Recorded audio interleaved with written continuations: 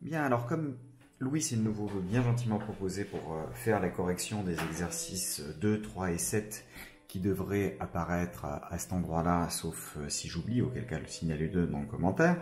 Donc, comme il s'est proposé de faire ces corrections-là, il me reste la correction de l'exercice 6 et de l'exercice 10 à vous présenter dans cette vidéo. Ces corrections, je vais les faire directement sur l'iPad puisqu'il s'agit principalement de rajouter des informations directement là-dessus. Donc on va regarder. L'idée est la suivante, vous avez un aimant, vous approchez ou vous éloignez l'aimant selon là où vous êtes, et puis vous approchez ou vous éloignez cet aimant d'une bobine sur laquelle est branchée une résistance, et on aimerait déterminer le courant qui va être induit à l'intérieur de cette bobine du fait de la loi de Faraday, principalement aussi de la loi de Lenz. Alors on va rappeler rapidement ce que c'est. La loi de Lenz dit que le courant induit va créer un champ magnétique qui s'oppose à la variation du champ magnétique, du flux du champ magnétique de ce qui arrive. Alors, prenons pour cette premier exemple. Vous avez un hémisphère nord qui est ici, ce qui fait que si on dessine, voilà, vous avez un champ magnétique qui va avoir tendance à être comme ça. Et on va peut-être le mettre un peu plus grand comme ça. Non.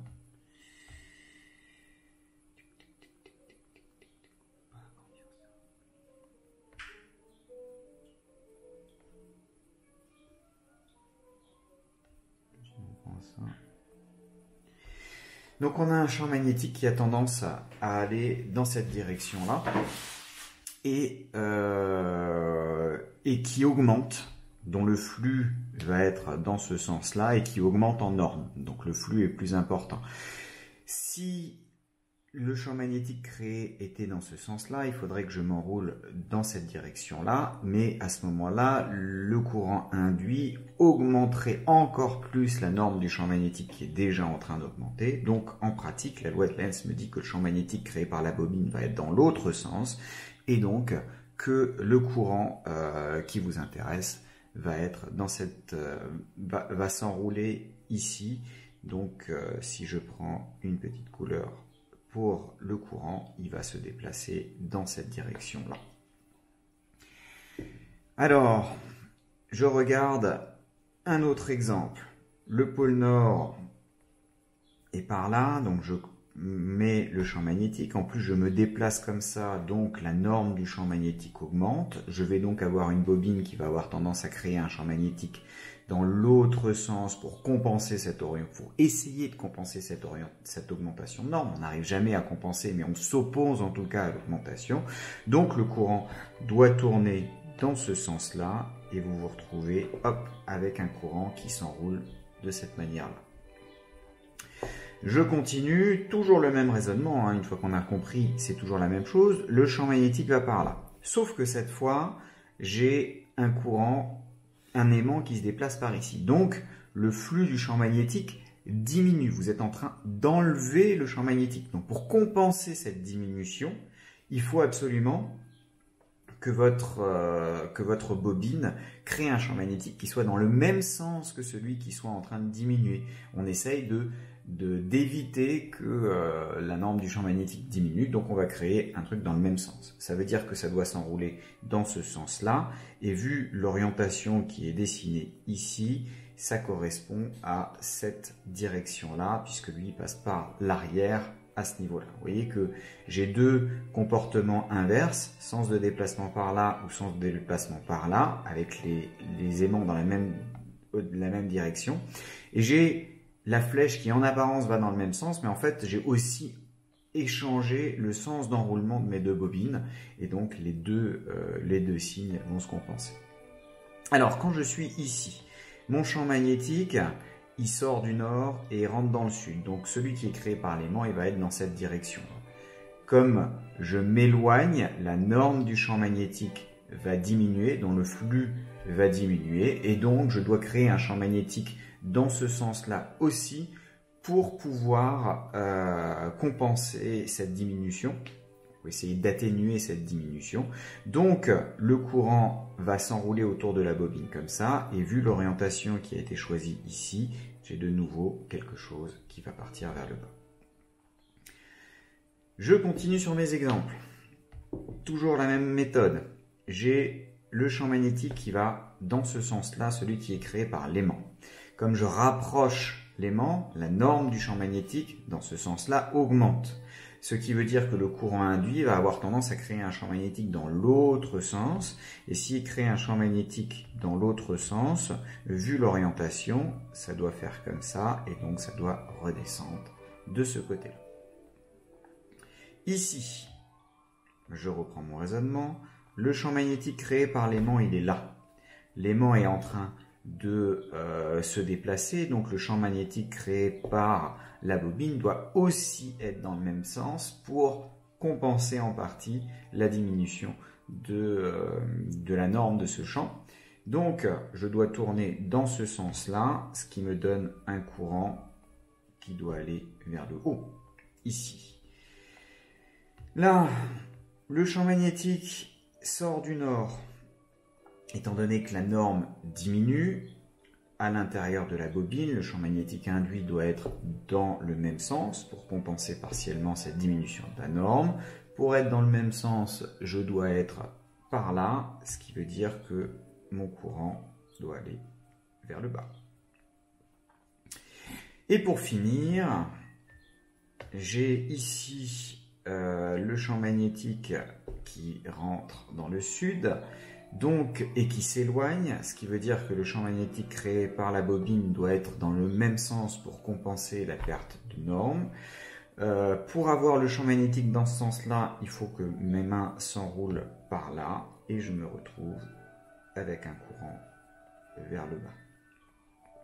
Alors si vous regardez, vous avez l'ensemble des réponses qui s'affichent ici, avec à chaque fois, pour la deuxième partie, je l'ai fait ici, le sens dans lequel les champs magnétiques doivent être induits pour essayer de compenser la norme, la diminution de norme généralement quand ça part. Et au contraire, ici, si vous vous rapprochez, vous devez avoir un champ magnétique à l'opposé pour essayer de compenser l'augmentation de la norme. Donc c'est tout pour ce premier exercice, pour cet exercice 6. On va maintenant s'intéresser à l'exercice 10. Là, il y a un tout petit peu de calcul et par la suite, on va essayer de voir comment est modifié cet oscillogramme.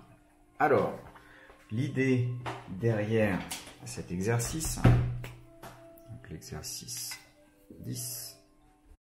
Alors, l'idée derrière cet exercice, c'est que vous avez votre alternateur et donc il est en train de tourner en vue du dessus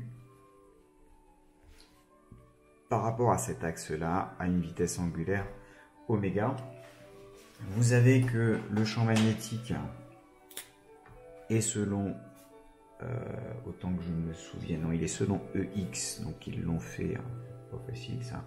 Ils ont mis EX dans ce sens-là, donc le champ magnétique, il est là.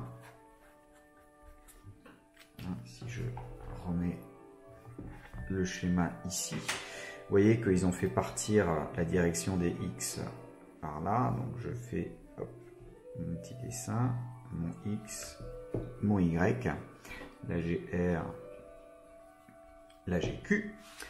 Et on vous demande de déterminer l'expression du flux du champ magnétique au travers de ce cadre. Alors vous voyez que le cadre n'est pas orienté. Donc il va falloir donner une orientation. Par exemple, si je prends un courant qui va par là, à ce moment-là, j'ai le vecteur surface qui va avoir tendance à être par là, perpendiculaire au cadre et dans la bonne direction. Et puis vous avez un angle ici entre les deux, on va dire θ, et ce θ, il évolue au cours du temps en oméga t. Donc, si j'ai l'angle entre les deux qui est représenté de la sorte, à ce moment-là, le flux, ici, ça va être B scalaire S, et donc ça va être du B fois S, donc S comme l'aspire est carré, c'est simplement A carré, et l'angle entre les deux c'est θ, donc je fais cosinus de θ, donc j'ai du B A carré cosinus de oméga t. Donc ça c'est le flux, établir l'expression du flux du champ magnétique à travers de ce cadre. En déduire la force électromotrice, c'est direct avec Faraday. La force électromotrice vaut moins dφ sur dt. La dérivée de cosinus, c'est moins sinus. Moins par moins, ça fait plus. Donc je me retrouve avec du plus b a carré oméga sinus oméga t. Voilà. Et effectivement, j'ai une oscillation sinusoïdale ici qui intervient et qui me permet de voir l'évolution de cette force électromotrice. Alors bien sûr, le zéro, le fait que j'ai un sinus, visiblement, ça veut dire que j'aurais choisi mon zéro à cet endroit-là. Mais au moment où vous démarrez votre oscilloscope, vous n'avez pas le choix de l'endroit où vous le démarrez. Donc finalement, ça ne sera pas forcément important. Bref. Ce qui compte, c'est que c'est sinusoïdal d'une certaine amplitude. On vous pose ensuite la question, on double la vitesse angulaire du cadre, donc on change le oméga ici et là. Quelle va être l'influence sur l'oscillogramme? L'influence va être double. Vous doublez la pulsation dans votre sinus, ça veut dire que vous divisez la période d'un facteur 2. Donc j'aurai quelque chose qui va avoir tendance à osciller beaucoup plus rapidement. Donc je vais passer là, là, donc, et je vais avoir des oscillations qui vont passer ici.